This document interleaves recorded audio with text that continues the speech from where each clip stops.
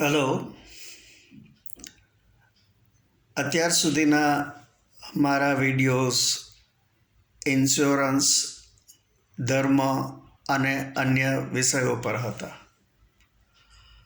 આજે હું એક ક્વિઝ લઈને આવ્યો છું. ક્વિઝ મીન્સ કોયડો, જેનો ઉકેલ આપે શોધવાનો છે.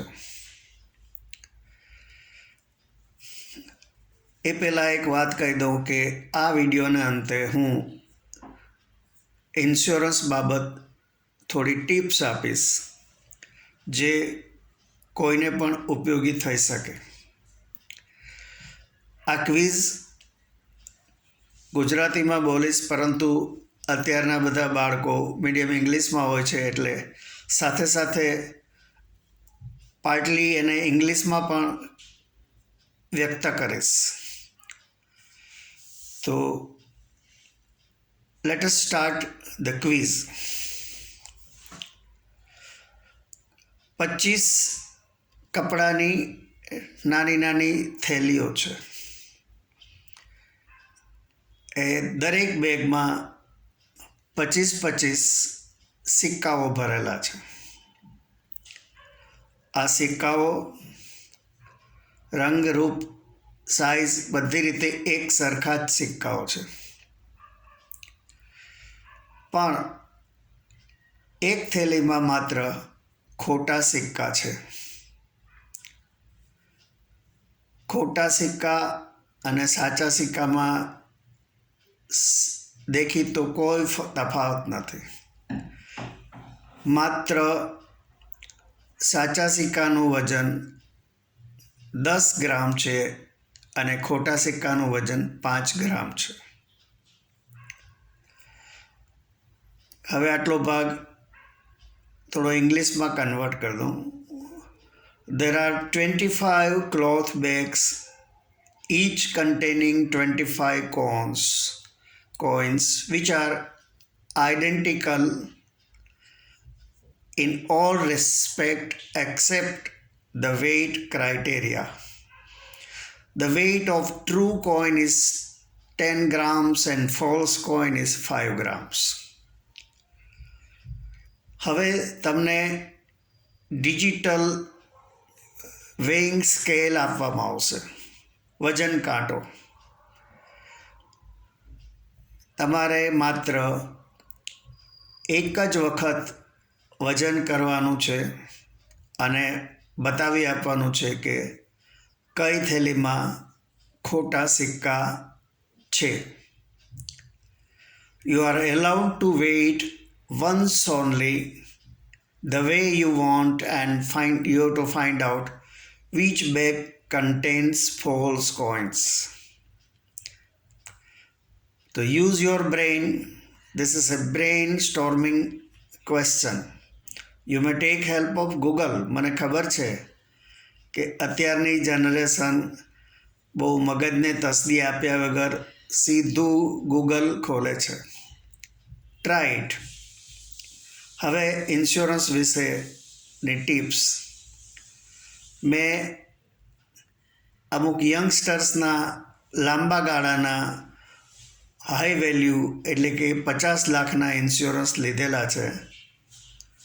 પણ એ વખતે એ યંગસ્ટરના મેરેજ થયા ન હોય, એટલે નોમિનેશનમાં મેં માતાનું કે પિતાનું નામ લખેલું હોય છે. એ પછી એમનું મેરેજ થઈ જાય છે, પરંતુ એમને કોઈ આવો વિચાર આવતો નથી. પોલિસી ચાલુ છે, પ્રીમિયમ ભરાઈ રહ્યા છે.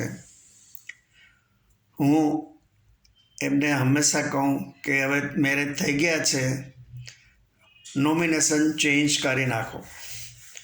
પરંતુ દરેક કેસમાં આવું કોઈ સૂચન થતું નથી અને લોકો પણ માં એ જાગૃતિ નથી હોતી. ત્યારે શું થાય છે કે પોલિસી એ દરમિયાનમાં પોલિસી પાકતા પહેલાં નોમિનીનું અવસાન થાય તો પોલિસી નોમિની વગરની હોય છે અને પોલિસી હોલ્ડરને આ બાબતનો ખ્યાલ નથી હોતો.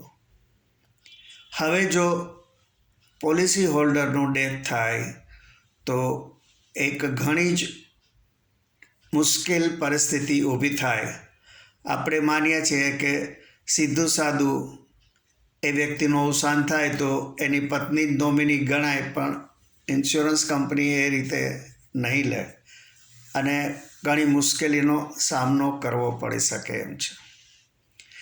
એવી જ રીતે તમારી પાસે ઇન્સ્યોરન્સ પોલિસી છે હાઈ વેલ્યુની અને તમે મકાન માટે એક મોટી લોન લો છો. ફાઇનાન્શિયલ ઇન્સ્ટિટ્યુશન એ કહે છે કે તમે તમારી પોલિસી અમને એસાઇન કરી દો. હવે આપણે જો એ પોલિસી ફાઇનાન્શિયલ ઇન્સ્ટિટ્યૂટને એસાઇન કરી દઈએ તો એનો સીધો મતલબ એ છે કે એસાઇનમેન્ટ કેન્સલ્સ નોમિનેશન. કારણ કે એસાઇન થયેલી પોલિસીમાં આપણા નોમિનીનો કોઈ પછી હક રહેતો નથી. એટલે એ વસ્તુનું નોમિનેશન ઓટોમેટિકલી કેન્સલ થઈ જાય છે અને માની લો કે આપણે લોન ભરપાઈ કરી દીધી, પછી આપણે પોલિસી આપણને રીએસાઇન થાય છે અથવા તો જે એસાઇનમેન્ટ છે એને આપણે વિથડ્રો કેન્સલેશન કરાવી દઈએ છીએ, ત્યારે રીનોમિનેશન ખૂબ જ જરૂરી છે. કારણ કે એસાઇનમેન્ટ વખતે નોમિનેશન કેન્સલ થઈ ગયું છે અને આપણે જો રીનોમિનેશન કરાવતા ભૂલી જઈએ તો તકલીફ થઈ શકે. આશા રાખું છું મારી આ ટિપ્સ કોઈને ને કોઈને ઉપયોગી થશે અને કોઈને આ બાબતની જાણ નહીં હોય તો એ તુરંત પગલાં લઈ શકશે. આભાર. આવજો.